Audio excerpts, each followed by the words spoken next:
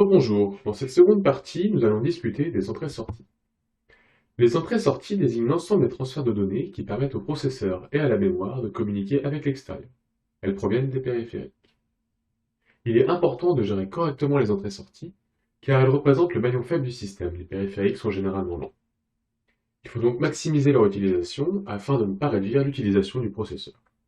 Par ailleurs, pour aider le programmeur, il faut organiser et abstraire la vision des périphériques. En pratique, pour chaque périphérique, il existe un module d'entrée-sortie qui sert d'interface entre le périphérique et le processeur.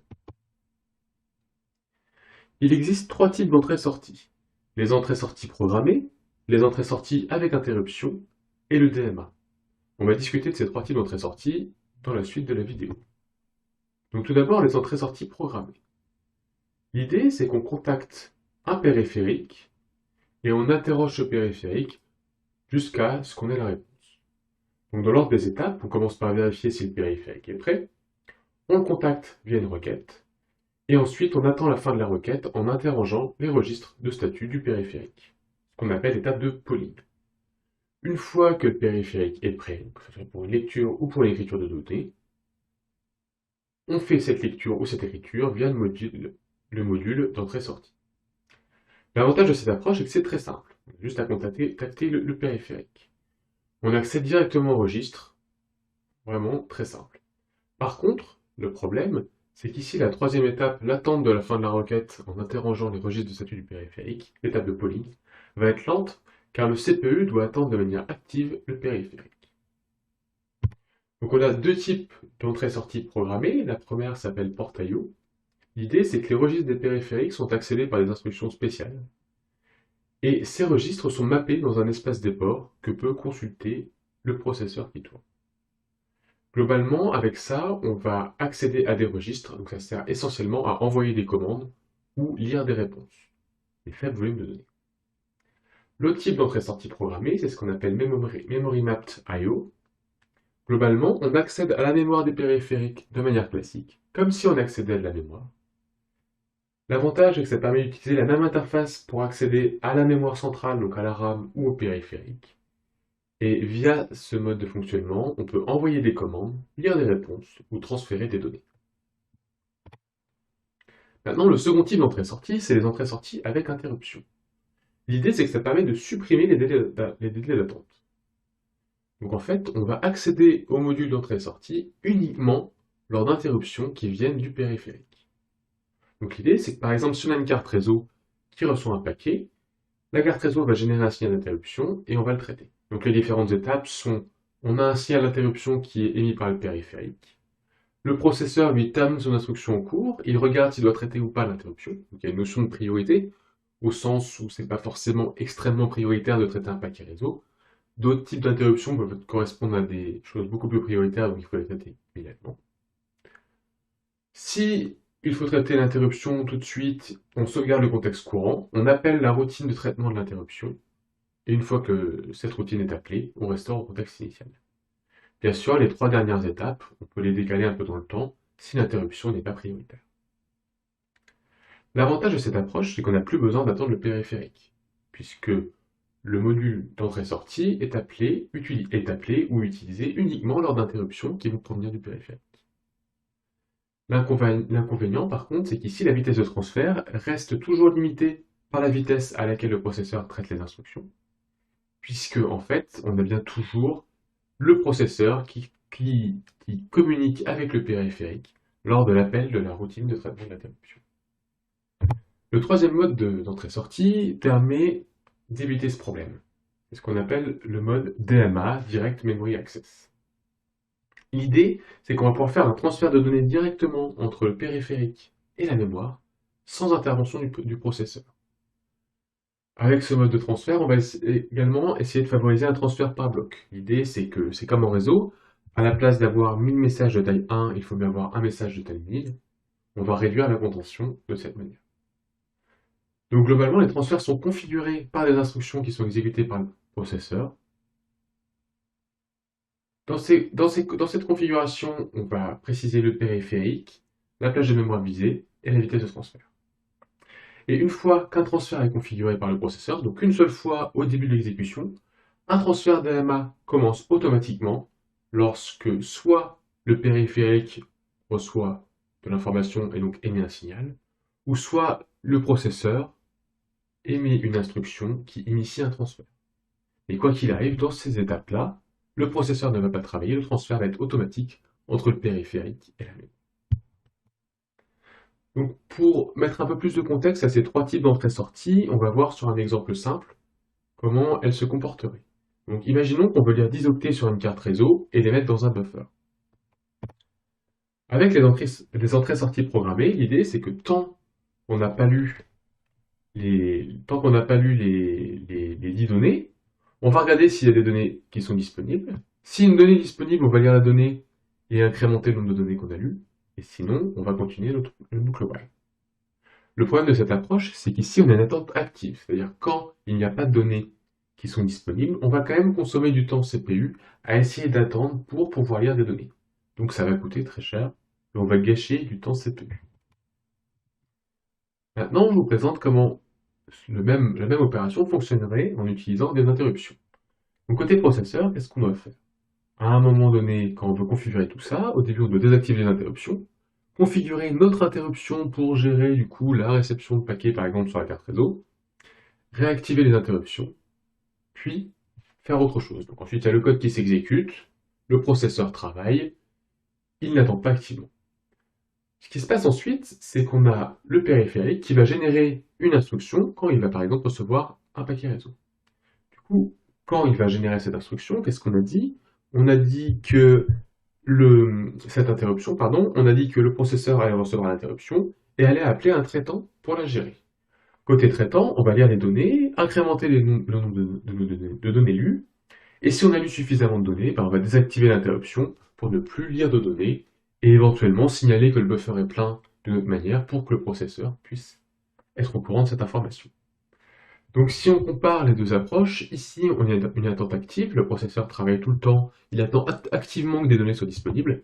Ici, le processeur, il fait totalement autre chose pendant l'exécution du programme, et quand il y a une interruption qui est générée par exemple la réception d'un paquet réseau, on a le code du traitant qui va nous gérer cette réception et correctement sauvegarder l'information. Maintenant, côté DMA, c'est encore plus simple. Globalement, ce qu'on fait, c'est qu'au tout début, on désactive la carte et le DMA pour faire la configuration. On configure la carte, on configure le DMA, et ensuite, globalement, on active la carte et le DMA. Et ensuite, tout se fait de manière totalement transparente. C'est-à-dire que le périphérique et la mémoire vont directement échanger les informations sans que le processeur n'intervienne, ce qui va permettre de gagner vraiment beaucoup de temps. Donc voilà pour les trois types d'entrée-sortie.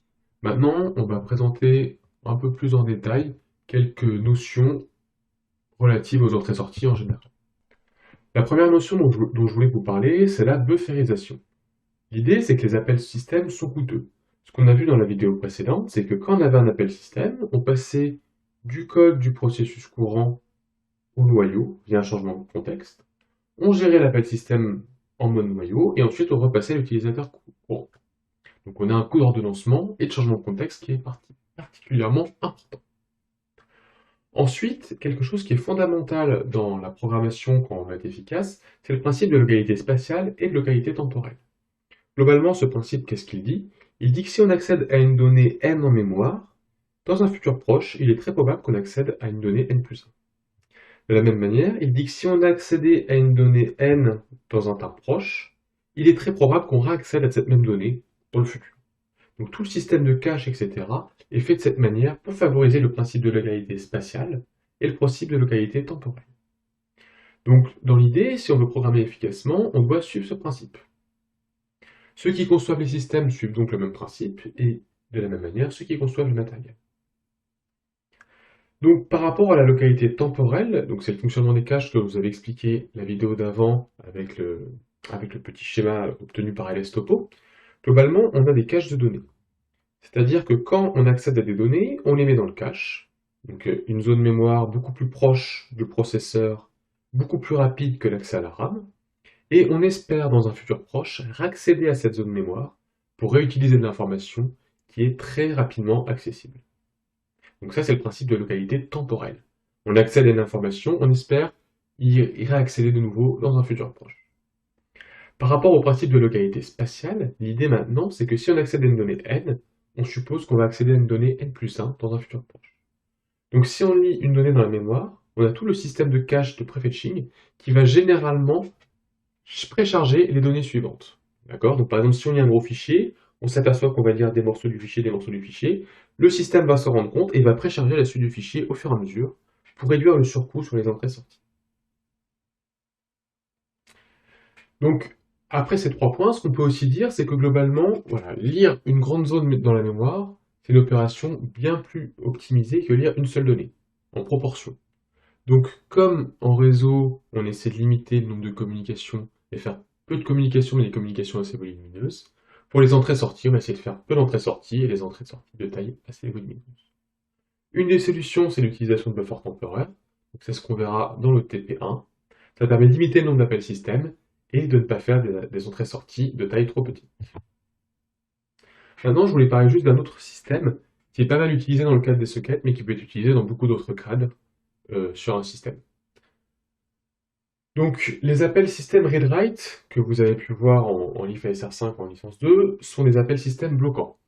On peut les rendre non bloquants, donc il y a un attribut qu'on peut passer au descripteur de fichier qu'on verra en TP, mais on peut aussi utiliser des fonctions qui permettent d'attendre sur plusieurs entrées-sorties. Donc l'idée c'est qu'à la place de bloquer sur une seule entrée-sortie, on va rester en attente sur 10 entrées-sorties et on espère du coup que le temps de déblocage va être beaucoup plus court.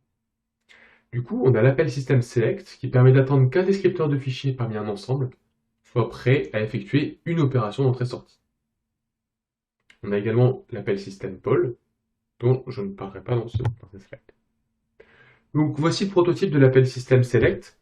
Donc globalement, ce que ça prend en entrée, donc il y a différents paramètres, mais ça prend surtout une liste de descripteurs sur lesquels on attend lecture, une liste de descripteurs sur lesquels on attend l'écriture, et une liste de descripteurs sur lesquels on attend qu'il y ait une exception. Il y a aussi une notion de timeout, un temps au bout duquel on arrête d'attendre et le select retourne quand même, c'est-à-dire qu'aucun des descripteurs ne sera prêt. Donc avec l'utilisation de cette fonction select, l'avantage c'est qu'on va permettre d'attendre sur plusieurs descripteurs en même temps, et donc à la place de bloquer dans notre code sur, par exemple, sur un seul descripteur, on va pouvoir vraiment attendre sur plusieurs. Un exemple simple, c'est le cas du réseau. Si vous attendez des paquets sur potentiellement 10 cartes réseau, donc 10 sockets associés, ce que vous feriez de manière classique avec read, c'est que vous attendriez des données sur la première, la deuxième, la troisième, la quatrième, la cinquième, etc. jusqu'à la 10e. Si la 10e reçoit ses paquets avant tout le monde, elle va être bloquée puisque il va y avoir l'attente sur les 9 premières sockets qui va avoir lieu avant. Avec le select, vous allez pouvoir directement donner les 10 descripteurs de fichiers et le select va vous retourner, dès que le 10e aura terminé, celui qui est le plus rapide. Donc voilà, maintenant un petit point de conclusion sur ces cours et sur ce qu'il faut retenir.